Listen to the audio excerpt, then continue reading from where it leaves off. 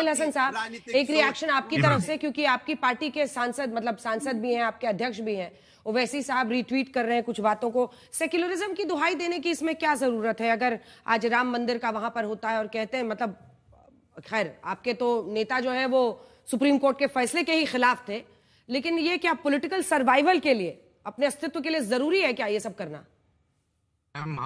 हम supreme court के फैसले के खिलाफ नहीं थे, दुष्प्रचार किया जाता है। और कृपया करके आप इतनी वरिष्ठ एंकर इस बात को नहीं बोलिए।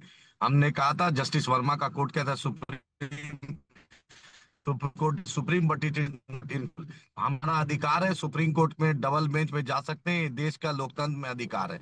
अभी सुधांशु त्रिवेदी जी बड़ी बड़ी बात कर रहे थे, तो जिन्ना के मजार पे अडवाणी क्यों गए थे?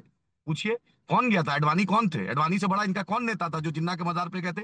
नवाज शरीफ क्या कौन गया था? अजहर मसूद को कंधार में किसने छोड़ा था? और 80 करोड़ आबादी 5 किलो अनाज खा रही है, और किस इकोनॉमी की बात कर रहे हैं?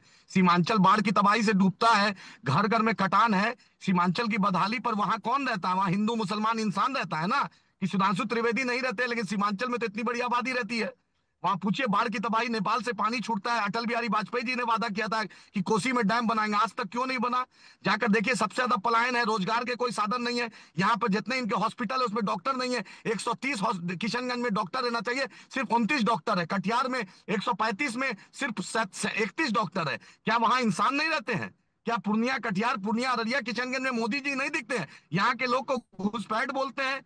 किस तरह घुसपैठ है बतलाइए? बीएसएफ किसके अंडर में है? अमित शाह के बेटा जय शाह क्रिकेट किसके साथ खिलाते हैं? आप बतलाइए, बीएसएफ किसके अंडर में? मोदी जी को क्या घुसपैठ किस आधार पे बोलते हैं? एसआईआर के बाद एक भी बांग्लादेशी दिखाया इन्होंने?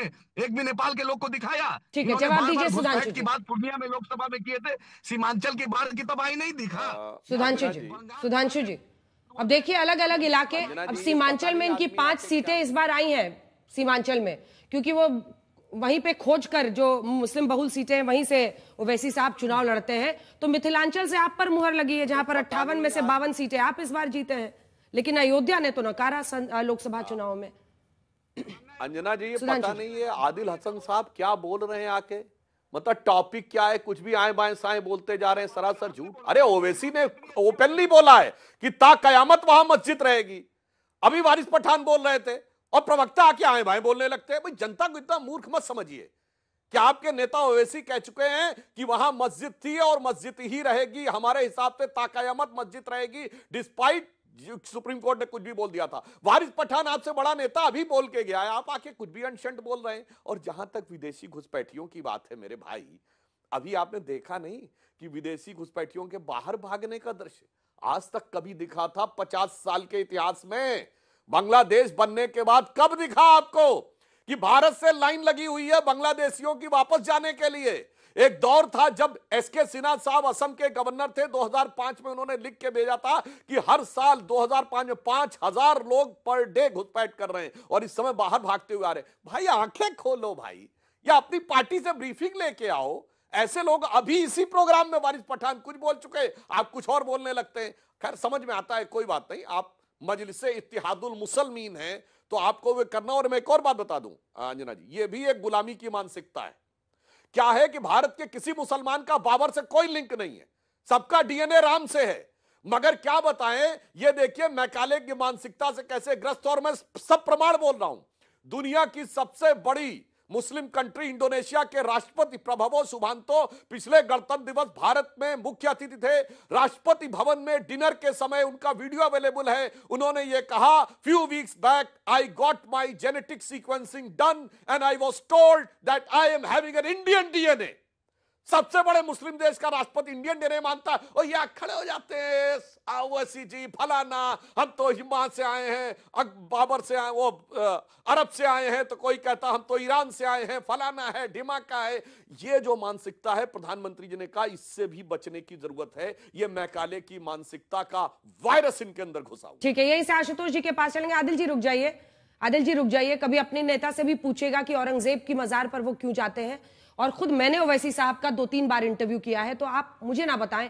उन्होंने खुद कहा है कि वो सुप्रीम कोर्ट के इस फैसले से असहमत है और ताउम्र मानेंगे कि वहां पर मस्जिद। मेरे इंटरव्यू में उन्होंने कहा है 3 बार 4 बार कहा है। तो खैर उसको छोड़िए, हटाइए, आपके साथ बहस करके कोई खास फायदा नहीं है। आशुतोष जी, मैं आपके पास अब आना चाहती हूँ।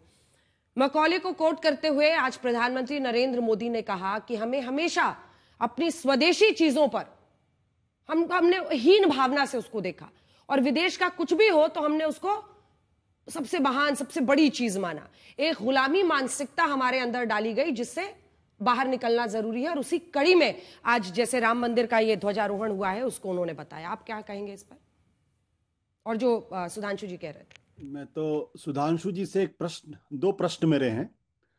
पहला प्रश्न यह है कि अगर वाकई में मैकाले की मानसिकता से भारत ग्रसित है पूरी तरीके से, तो प्रधानमंत्री जी को तय कर लेना चाहिए 2014 में जब प्रधानमंत्री बने थे कि अंग्रेजी को तत्काल प्रभाव से बैन कर देना चाहिए। क्या वो बैन करेंगे? क्योंकि वो पूरी की पूरी मानसिकता अंग्रेजी भाषा के माध्यम से हमारे और आपके दिमाग में घुसती है, तो उसको बैन कर देना चाहिए। क्या करेंगे? दूसरा प्रश्न जी, सुधांशु जी बड़े पढ़े लिखे आदमी हैं। गांधी जी की राम राज्य की व्याख्या क्या थी, और क्या उसमें अबू बकर का जिक्र था? कि जब वो कहते हैं कि इस धरती पे राम राज्य, तो वो खलीफा अबू बकर की बात करते हैं कि उनका जैसा शासन होना चाहिए।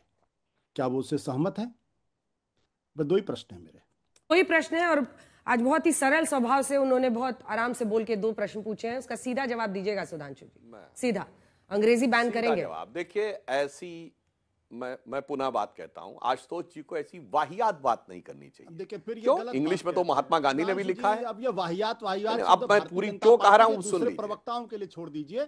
आप तो संजीदा आदमी, आप ऐसे सर मैंने क्यों प्रयोग मत करिए। अब सुनिए, आपको शोभा नहीं देता है। हाँ, मैंने बिल्कुल भारतीय कहा। जनता पार्टी के अरे मैंने बिल्कुल क्यों कहा, पूरी बात सुनिए ना। जवाब पर आते हैं, विषय पर आते हैं। अरे मैंने क्यों कहा? अरे सुनिए तो मेरे भाई, महात्मा गांधी ने अंग्रेजी में लिखा है, लोकमान्य तिलक ने अंग्रेजी में लिखा है, श्री अरविंदो ने लाइफ डिवाइन अंग्रेजी भाषा में लिखी है, स्वामी विवेकानंद ने अंग्रेजी में लिखा है। इसलिए मैंने वाहियात बात कही। अंग्रेजी भाषा से हमारी कोई दुश्मनी नहीं, अंग्रेजियत से दुश्मनी है। ऐसे आप कहेंगे तिलक मराठा अखबार निकालते थे अंग्रेजी में, महात्मा गांधी यंग इंडिया निकालते थे अंग्रेजी में। क्या बात करने लगते हैं भाई? श्री अरविंदो ने लाइफ डिवाइन इतनी बड़ी किताब लिखी है अंग्रेजी में। क्या क्या बात कहना चाहते हैं? अंग्रेजी में भी भारतीय साहित्य लिखा गया है, मगर अंग्रेजी और अंग्रेजियत एक है। सर ये मैकाले की मानसिकता है। और आप जैसे मैं लूंगी आशुतोष जी, आपसे जवाब लूंगी। Please wait for your turn. मैं आपसे जवाब लूंगी। और मैं रुक जाइए। और एक लाइन में कह दूं, खलीफा अबू बकर की आप बात करते हैं। आशुतोष जी मैंने क्यों वर्ड बोला आप कैसे प्रबुद्ध? अरे खलीफा अबू बकर का सर काटा गया था, हजरत अली का सर काटा गया जब वो फज्र की नमाज में थे। क्या आदर्श आप दुनिया को देना चाहते हैं? अबू बकर, उमर, उस्मान तीनों का कत्ल किया गया। तो आप क्या आदर्श रखना चाहते हैं?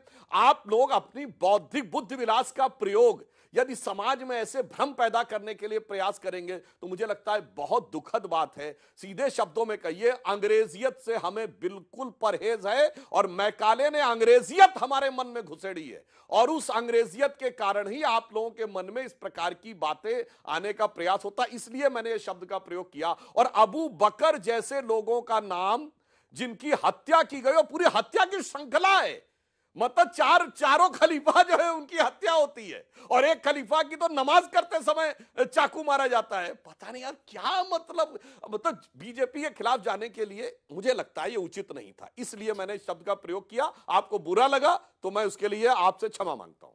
ठीक है।